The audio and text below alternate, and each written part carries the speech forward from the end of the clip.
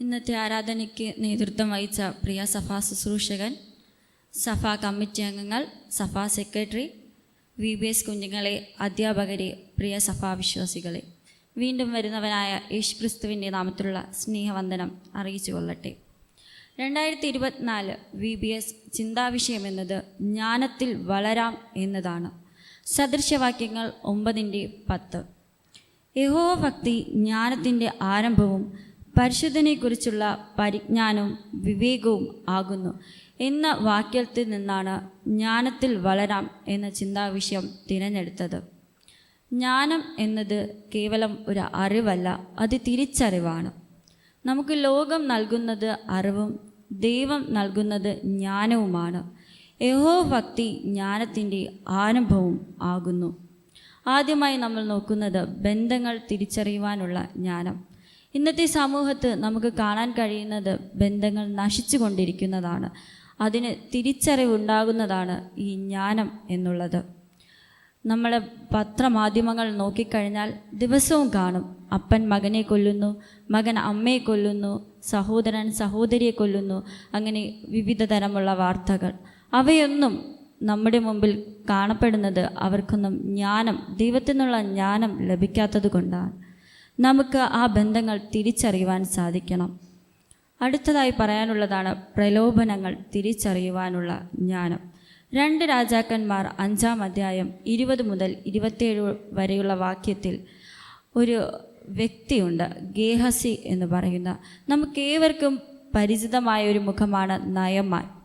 അരാം രാജാവിൻ്റെ സേനാധിപതിയായിരുന്ന നയമാൻ ഒരു കുറവുണ്ടായിരുന്നു. അദ്ദേഹത്തിന് കുഷ്ഠരോഗം ബാധിച്ചൊരു വ്യക്തിയായിരുന്നു. അദ്ദേഹം തൻ്റെ കുഷ്ഠരോഗം മാറുവാനായി എലീശ പ്രവാചകൻ്റെ അടുക്കൽ പോവുകയാണ്. എലീശ പ്രവാചകൻ കൽപ്പിച്ചത് പ്രകാരം നയമാൻ 7 പ്രാവശ്യം യോർദാനിൽ മുങ്ങിക്കുളിച്ച് സൗഖ്യം നേടി. എന്നാൽ അതീവ സന്തോഷവാനായ നയമാൻ എലീശ പ്രവാചകന് സമ്മാനങ്ങളുമായി എലീശ പ്രവാചകനെ കാണുവാൻ പോവുകയാണ്. ലക്ഷങ്ങൾ വിലമതിക്കുന്ന പൊന്നും വെള്ളിയും വസ്ത്രങ്ങളുമായാണ് അദ്ദേഹം എലീശ പ്രവാചകനെ കാണാൻ പോകുന്നത്. എലീശ പ്രവാചകൻ ഒരു ദൈവഭക്തനായിരുന്നു. അതുകൊണ്ട് തന്നെ ആദ്യം നയമാൻ ഈ വസ്തുവകകൾ കാണിച്ചപ്പോൾ, ഈ സമ്പത്തൊക്കെയും കാണിച്ചപ്പോൾ എലീശ പ്രവാചകൻ ആദ്യമേ അതിനെ വേണ്ട എന്ന് പറഞ്ഞ് അതിനെ നിരസിച്ചു. പക്ഷേ ഇതെല്ലാം കണ്ടുകൊണ്ട് നിൽക്കുന്ന ഒരു വ്യക്തിയായിരുന്നു ഗേഹസി എന്ന് പറയുന്നത് നമ്മുടെ എലീശ പ്രവാചകൻ്റെ ബാല്യക്കാരനായിരുന്നു. ഗേഹസിക്ക് ഈ സ്വത്തുക്കളൊന്നും കണ്ടിട്ടോ ഈ പണമൊന്നും കണ്ടിട്ടോ വെറുതെ നിൽക്കുവാനോ അത് വേണ്ടാന്ന് പറഞ്ഞ് ത്യജിക്കുവാനുള്ള മനസ്സില്ലായിരുന്നു. അതുകൊണ്ട് ഗേഹസി ഒരു കാര്യം ചെയ്തു. എലീശ പ്രവാചകൻ പറഞ്ഞയച്ച നയമാൻ്റെ പുറകെ ഗേഹസി ഓടുകയാണ്. അതിൽ നിന്ന് ഒരു പങ്കെങ്കിലും തനിക്ക് ലഭിക്കണമെന്ന ഒരു കാര്യം മാത്രം മുന്നിൽ കണ്ടുകൊണ്ട് ഗേഹസി നയമാന് പുറകെ ഓടി. ദൂരെ നിന്ന് തന്നെ നയമാൻ ഗേഹസിയെ കാണുകയും തൻ്റെ രഥത്തിൽ നിന്ന് ഇറങ്ങുകയും സുഖവിവരങ്ങൾ അന്വേഷിക്കുകയും ചെയ്തു. അപ്പോൾ ഗേഹസി അവിടെ ഒരു കള്ളവും പറഞ്ഞു. എലീശ പ്രവാചകൻ്റെ 2 ശിഷ്യന്മാർ വന്നിട്ടുണ്ട്, അവർക്ക് കൊടുപ്പാൻ എന്തെങ്കിലും സമ്മാനം അദ്ദേഹം കൊണ്ടുവന്നതിൽ നിന്ന് നൽകണമെന്ന് നയമാനോട് പറഞ്ഞു. നയമാൻ ഗേഹസി ചോദിച്ചതിലും അധികം നയമാൻ തൻ്റെ ബാല്യക്കാരുടെ കയ്യിൽ ഗേഹസിക്ക് കൊടുത്തു വിട്ടു. അപ്പോൾ എലീശ പ്രവാചകൻ നോക്കുമ്പോൾ നയമാൻ്റെ ബാല്യക്കാർ അവൻ്റെ കൂടെ വരുകയാണെങ്കിൽ എലീശ പ്രവാചകൻ അത് മനസ്സിലാവും, താൻ നയമാൻ്റെ പക്കൽ ചെന്ന് ആ സമ്പത്തൊക്കെ വാങ്ങിയെന്ന്. അതുകൊണ്ട് അതീവ ബുദ്ധിശാലിയായ ഗേഹസി ഒരു കുന്നിൻ ചെരുവിൽ വച്ച് തന്നെ അവരെ പറഞ്ഞു വിടുകയും ഈ സമ്പത്തൊക്കെയും ഭവനത്തിൽ ഒളിപ്പിക്കുകയും ചെയ്തു. പക്ഷേ ഇതെല്ലാം എലീശ പ്രവാചകന് മനസ്സിലായിരുന്നു. കാരണം യഹോവഭക്തനായ എലീശ പ്രവാചകന് എല്ലാം മനസ്സിലായി.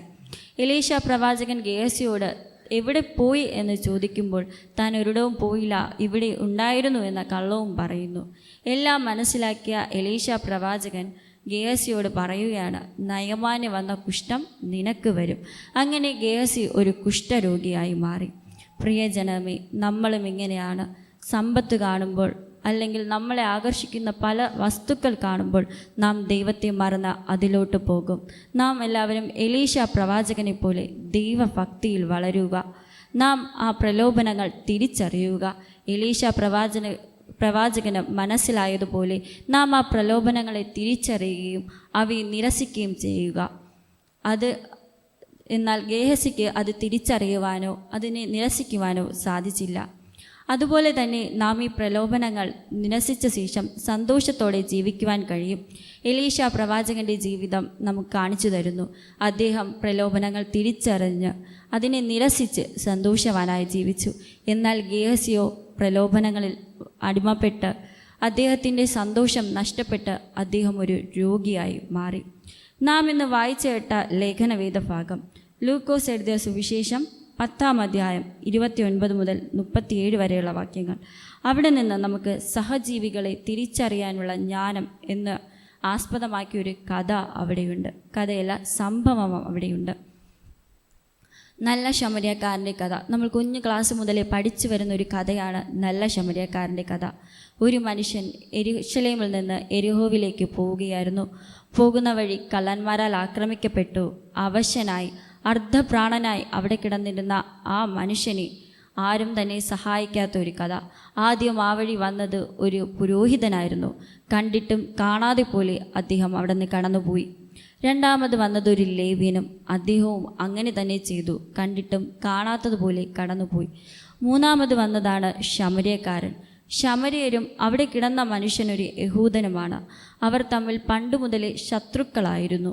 എന്നിട്ടും ആ ശമര്യക്കാരൻ അതൊന്നും വകവയ്ക്കാതെ ഒരു മനുഷ്യൻ തൻ്റെ ജീവന് വേണ്ടി പിടയുന്നു എന്ന് മാത്രമേ അദ്ദേഹം ചിന്തിച്ചുള്ളൂ. അദ്ദേഹം അവൻ്റെ മുറിവുകളെ കെട്ടി ഒരു വഴിയമ്പലത്തിലാക്കുകയും പരിചരിക്കുകയും തന്നാലാവുന്ന വിധം അവരെ സഹായിക്കുകയും ചെയ്തു.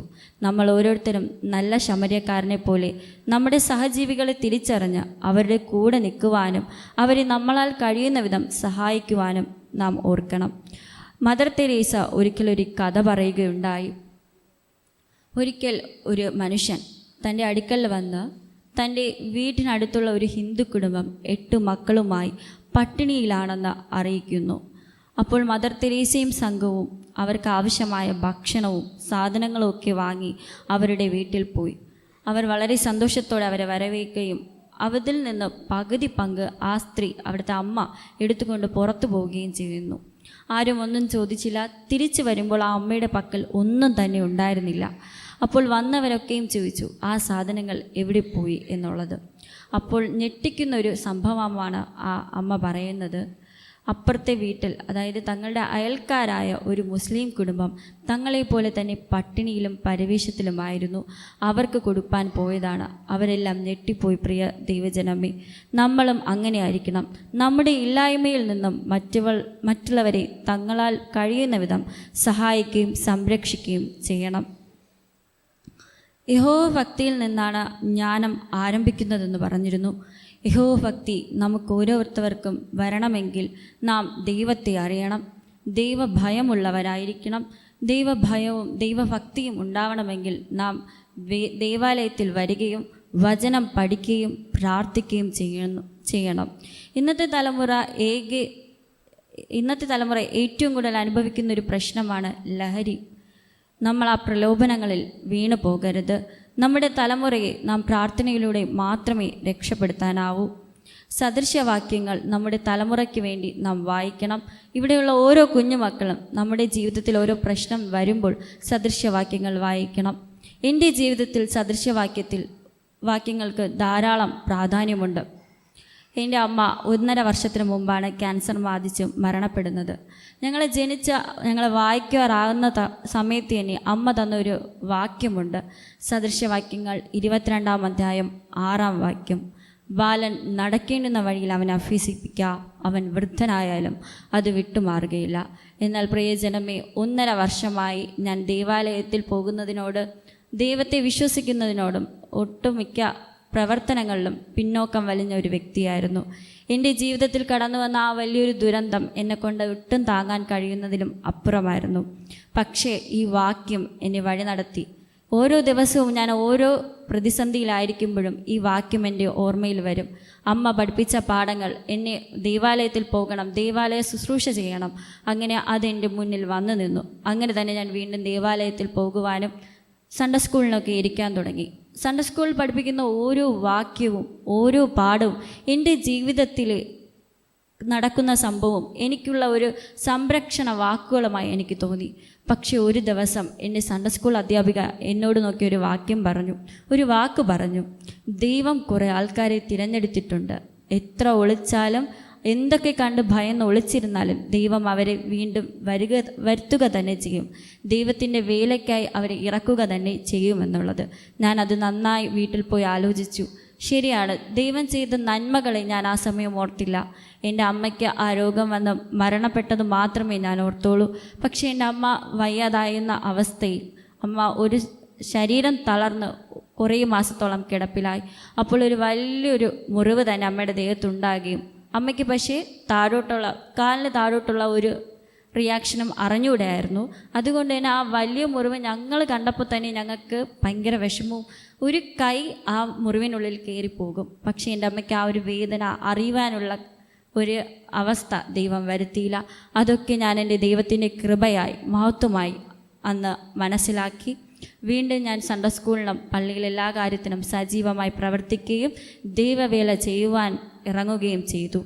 അങ്ങനെയാണ് ഞാൻ VBSൻ്റെ ട്രെയിനിങ് ദിവസം അറിയുന്നതും അവിടെ പോയി അപേക്ഷ നൽകുന്നതും. പക്ഷേ എന്നെക്കൊണ്ട് എൻ്റെ ടീമിലുള്ള ആൾക്കാരോടൊപ്പം അവിടെ ട്രെയിനിങ്ങിന് പോകാൻ സാധിച്ചില്ല. അപ്പോഴും ഞാൻ കരുതി എന്നെക്കൊണ്ട് പറ്റാത്ത കാര്യമായതുകൊണ്ടാവാം ദൈവം എന്നെ ആ ഒരു ട്രെയിനിങ്ങിന് വിടാൻ അനുവദിക്കാത്തത് എന്ന് കരുതി വിഷമത്തിലിരിക്കുമ്പോഴാണ് എൻ്റെ എക്സാം മാറ്റിവെക്കുകയും എനിക്ക് ട്രെയിനിങ്ങിനായി ഒറ്റയ്ക്ക്, ടീമിനോടൊപ്പമല്ല,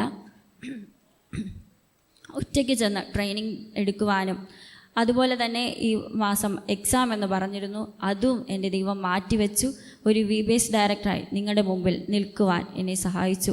അതുകൊണ്ട് പ്രിയജനമേ, നാം ദൈവത്തിൽ വിശ്വസിക്കുകയും ദൈവവചനം മുറുകെ പിടിക്കുകയും ചെയ്യുകയാണെങ്കിൽ ദൈവം നമ്മോടുകൂടെ എന്നും ഉണ്ടാകും എന്നുള്ള വാക്യമാണ് നാം ഈ അവസരത്തിൽ മനസ്സിലാക്കേണ്ടത്.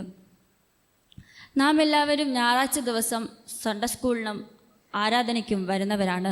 എന്നാൽ ചില മക്കൾ നമ്മുടെ അറിവ് നേടുവാനായി, ലോകം നൽകുന്ന അറിവ് നേടുവാനായി ട്യൂഷൻ ക്ലാസ്സിലും മറ്റ് പ്രവർത്തനങ്ങൾക്ക് പോകുന്നുണ്ട്. പ്രിയ മാതാപിതാക്കളെ, എൻ്റെ ജീവിതത്തിൽ നിന്ന് നിങ്ങളൊരു കാര്യം മനസ്സിലാക്കുക. ഞായർ എന്ന വിശുദ്ധ ദിവസമുണ്ടെങ്കിൽ അവരെ ആലയത്തിലേക്ക് പറഞ്ഞു വിടുക, ദൈവവചനം പഠിപ്പിക്കുക, സൺഡേ സ്കൂളിനായി അയക്കുക. പ്രിയപ്പെട്ട സൺഡേ സ്കൂൾ അധ്യാപകരെ, നിങ്ങളെ കുഞ്ഞുമക്കളെ ദൈവവചനം പഠിപ്പിക്കുക. എനിക്ക് എൻ്റെ സൺഡേ സ്കൂൾ അധ്യാപികയെ പറ്റി വളരെ മതിപ്പോടെ എല്ലാവരോടും പറയുവാൻ പറ്റും. കാരണം ആ ടീച്ചർ പറഞ്ഞ ഒരു വാക്കാണ് എൻ്റെ ജീവിതം ഇത്രത്തോളം മാറിമറിച്ചത്. അതുപോലെ നിങ്ങളെ മക്കൾക്ക് നിങ്ങളുടെ അവരുടെ അധ്യാപകരെ കുറിച്ച് നല്ലത് പറയുവാനും ദൈവവചനം നല്ല രീതിയിൽ പഠിപ്പിച്ചുവെന്നും അവരുടെ ജീവിതത്തിൽ ദൈവത്തെ അറിഞ്ഞു എന്നും പറഞ്ഞു കൊടുക്കുവാൻ നിങ്ങൾക്ക് ഓരോരുത്തർക്കും സാധിക്കണം. ജീവിതത്തിൽ പതറാതെ നന്മ തിന്മകളെ തിരിച്ചറിഞ്ഞ്, പ്രലോഭനങ്ങളെ തിരിച്ചറിഞ്ഞ്, സഹജീവികളെ തിരിച്ചറിഞ്ഞ് ധൈര്യത്തോടെ മുന്നേറുവാൻ നമ്മെ ദൈവം സഹായിക്കും. ദൈവത്തിൻ്റെ ജ്ഞാനം സഹായിക്കും. ദൈവത്തിൻ്റെ ജ്ഞാനത്തിൽ നമ്മൾ ഓരോരുത്തരും വളരുവാൻ ദൈവം സഹായിക്കുമാറാകട്ടെ. ആമീൻ.